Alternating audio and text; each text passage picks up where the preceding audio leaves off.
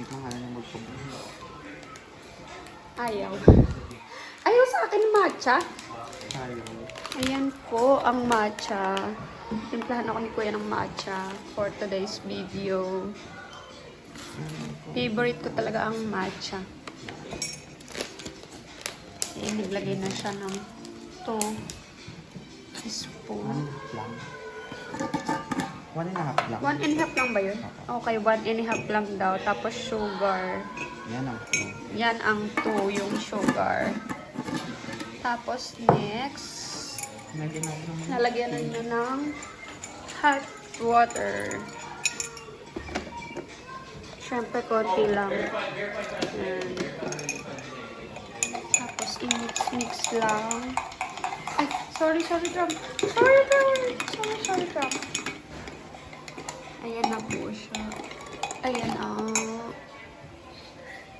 Tapos, lalagyan lang siya ng yellow. At, ano nga yun? Vanilla. Wala siyang, fresh milk? Oo. Nakalimutan na ni Kuya yung fresh milk niya. Siyempre kasi kailangan ng fresh milk. Yan, may fresh milk po kami Selecta. Baka naman Selecta. Meron din siyang vanilla. Ayan, vanilla flavor. Ayan. Tapos, lalagyan lang din siya ng ice. A little ice. Ayan. Mga 10 char. Ayan. Shampoo. 1 to sawa. Tignan niyo yung aso namin bibigyan ng yelo. Adik yan sa yele. Ang layo! Isa ba?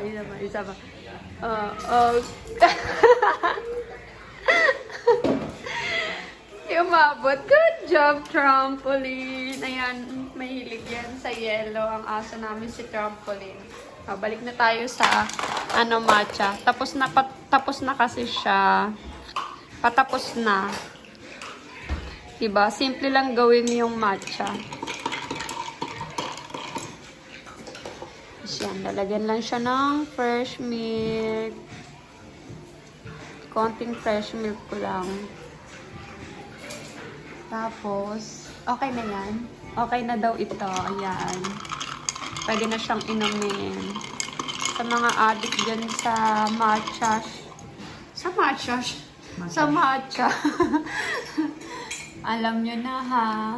Ayan. My favorite is matcha. So, i-drink ko na siya. Thank you for watching mga kitty, mga careers, mga Sisi Love. Bye!